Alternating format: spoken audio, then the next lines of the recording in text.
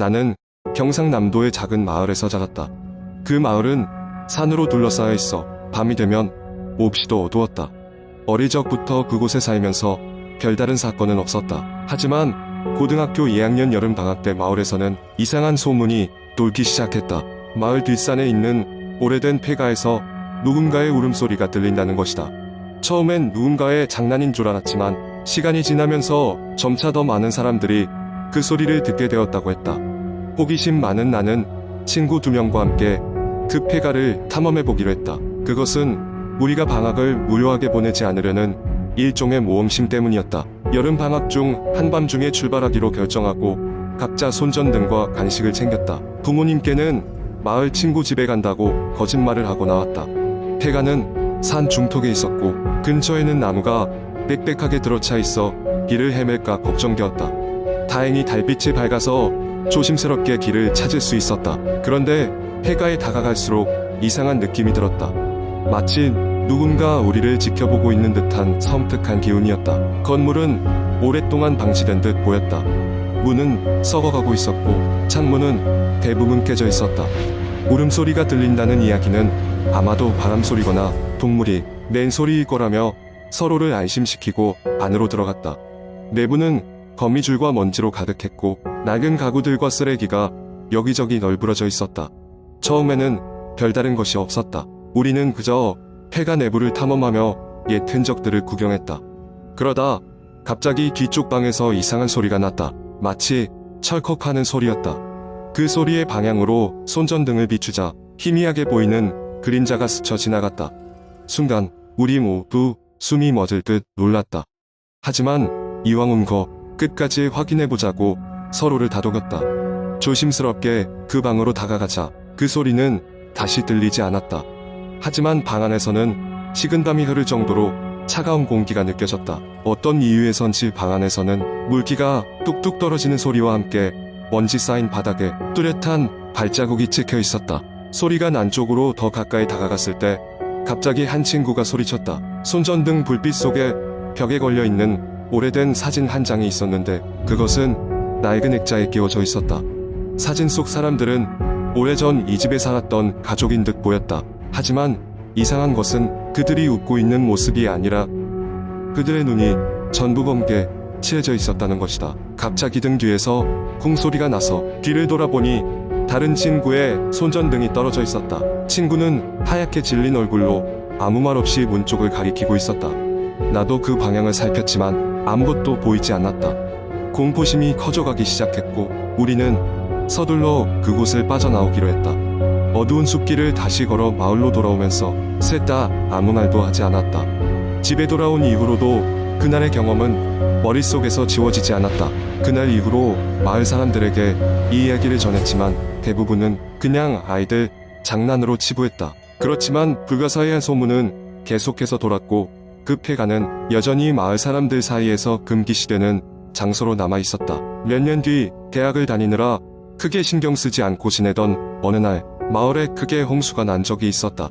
그때 산사태로 그 폐가는 완전히 무너져 내렸다. 아무도 다치지 않았지만 그런 일이 있은 후로는 그곳에서 이상한 소리가 들린다는 소문도 사라졌다. 이 경험은 나에게 오랜 시간 동안 미스터리로 남아있다. 마치 미지의 힘이 작용한 듯한 폐가의 기억은 그저 어린 시절에 호기심이 만들어낸 환상이었을까? 아니면 정말로 무언가 존재했던 것일까? 눈으로 직접 보고 손으로 만질 수는 없었지만 그 느낌은 결코 잊을 수 있을 것 같지 않았다. 두 번째 이야기여는 늦은 여름밤 나는 평소처럼 인터넷을 돌아다니며 공포 게시물을 읽고 있었다. 그중 하나가 유독 나의 시선을 끌었다. 제목은 새벽 2시의 전화였. 나는 호기심에 이끌려 게시물을 클릭했다. 게시물의 작성자는 몇 년 전 한적한 시골 마을로 이사한 사람에 대해 이야기하고 있었다. 그는 도시의 소음과 답답함을 피해 조용한 삶을 원했다. 그가 이사한 집은 오래된 목조주택으로 몇 년간 비어있다가 그에게 주인이 주어졌다. 낮 동안은 모든 것이 평화로웠다. 새들이 지저귀고 창밖으로 보이는 푸른 초원이 마음을 편안하게 해주었다. 그러나 밤이 되자 상황은 달라졌다. 첫째 날 밤은 비정상적으로 조용했다. 깊은 정적 속에서 잠에 들렸는데 갑자기 전화벨 소리가 울렸다. 시간을 보니 새벽 2시였다. 너무 깜짝 놀라서 그저 전화기를 쳐다보기만 했다. 상대방이 끊지 않자 그는 결국 전화를 받았다.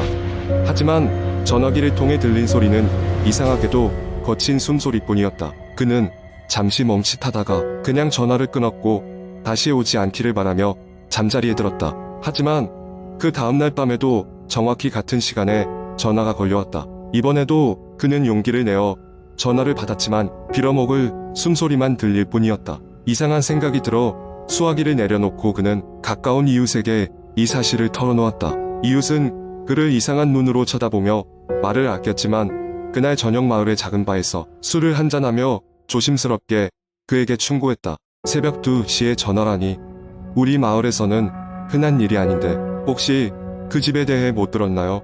그는 의아해하며 고개를 저었다. 그러자 이웃은 그 집에 얽힌 섬뜩한 이야기를 시작했다. 그 집에서는 오래전 한 노부부가 살고 있었고 남편이 심장마비로 세상을 떠난 이후 아내는 외로움에 시달리며 매일 새벽 2시에 남편에게 전화를 걸곤 했다. 그녀는 남편이 아직도 그 전화기 너머에 있다고 믿었던 것이다. 결국 그녀도 세상을 떠난 후 집은 비어있게 되었고 그때부터 그 시간에 걸려오는 전화가 끊이지 않았다는 소문이 돌았다. 마을 사람들은 그것이 집 자체의 오래된 전화기에서 오는 것이라고 믿으며 마치 그 집에 과거의 잔재가 남아있는 듯 했다. 그 이야기를 들은 후는 불안한 마음을 감출 수 없었다. 눈을 감고 누웠지만 그의 귀에는 전화벨 소리가 울리는 것만 같았다. 시간이 느리게 흘러가는 것 같았고 그는 침대에서 몸을 뒤척였다. 그러다 결국 또다시 새벽 2시가 되었고 그의 예상대로 전화벨이 울리기 시작했다. 이번에는 전화를 받지 않았다. 대신 그는 수화기를 들 때의 섬뜩한 기운을 느끼고 어떻게 해야 할지 막막했다. 그때 갑자기 전화기가 망가지며 이상한 소리를 내기 시작했다. 그는 본능적으로 그것이 더 이상 그저 우연이 아니라는 것을 느꼈다. 공포감에 휩싸인 그는 집을 떠나기로 결심했다. 그 사건 이후 몇 달간의 여행을 하며 그 경험을 잊으려고 노력했지만 그의 머릿속에서 그 거친 숨소리와 새벽 2시의 고요함은 떠나지 않았다. 결국 그는 마을 사람들의 조언에 따라 다시 그 집을 찾았다. 그리고 이번에는 전화를 받는 대신 전화선을 아예 뽑아버렸다. 그런데 믿을 수 없는 일이 벌어졌다. 그는 전화선을 뽑았음에도 불구하고 여전히 전화벨 소리를 들었다. 공포에 질려 그 집을 떠나 도시로 돌아온 지 지금까지도 가끔씩 새벽 2시에 멈춰버린 자신의 마음속에서 들려오는 전화벨 소리에 깨어나곤 한다. 그는 그 전화가 여전히 그에게서 벗어나지 않았다는 것을 느낀다. 인터넷의 그 게시물은 이렇게 끝을 맺고 있었다. 나는 게시물을 다 읽고 나서도 한동안 자리를 떠나지 못했다. 긴 여운이 남아있었고 나도 모르게 새벽 2시의 정적 속에서 어디선가 전화벨 소리가 들릴 것만 같았다. 그 밤 나는 쉽게 잠들 수 없었다. 세 번째 이야기. 어느 늦은 밤 대학생인 민수는 도서관에서 공부를 마치고 집으로 돌아가고 있었다. 그날은 유난히 늦게까지 공부하다 보니 집으로 돌아가는 길이 더욱 어두워 보였다. 민수의 집은 조용한 주택가에 위치해 있었는데 그 주위에는 항상 어두운 작은 공원이 하나 있었다. 이 공원을 지나는 것이 가장 빠른 집으로 가는 길이었기 때문에 민수는 어쩔 수 없이 공원 길로 들어섰다. 공원에 들어서자 찬바람이 불어와 민수의 몸을 감싸 안았다. 이상하게도 이 공원에는 항상 한기 서린 바람이 불곤 했다. 민수는 이어폰을 귀에 꽂고 음악을 들으며 걷기 시작했다. 평소에는 아무렇지 않게 걸었지만 그날은 묘한 기분이 들었다. 마치 누군가가 자신을 쳐다보고 있는 듯한 느낌이었다. 민수는 망설임 없이 걸음을 재촉했다. 그러던 중 음악이 끊어지고 이어폰 너머로 알 수 없는 소리가 들려오기 시작했다. 처음에는 바람 소리라고 생각했으나 점점 더 가까워지면서 사람의 목소리처럼 들렸다. 민수는 귀에서 이어폰을 뺐다. 그러나 그 순간 소리는 멈췄다. 공포에 휩싸인 민수는 주변을 둘러보았지만 아무도 보이지 않았다. 미심쩍은 마음에 다시 이어폰을 귀에 꽂았다. 그런데 그것도 잠시 더 이상한 느낌이 들기 시작했다. 이번에는 누군가가 그의 이름을 부르는 소리가 들렸다. 분명히 민수야 라고 속삭이는 소리였다. 그는 공포에 질려 발걸음을 재촉했지만 그 소리는 점점 더 가까워져서 거의 그의 귓가에서 들리는 것 같았다.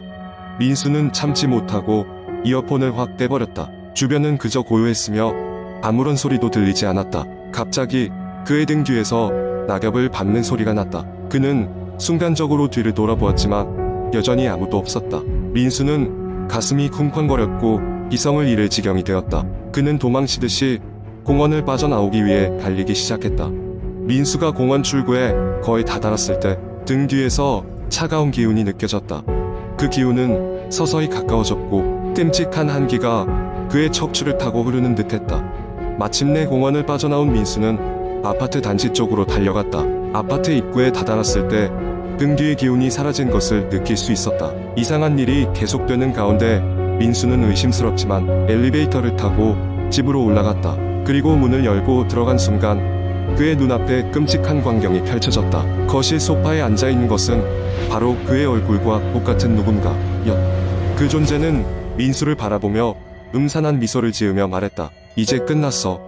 민수는 그 자리에서 정신을 잃고 기절했고 이튿날 아침에야 깨어났다. 기이하게도 그의 방은 아무 일 없었던 것처럼 평온했다.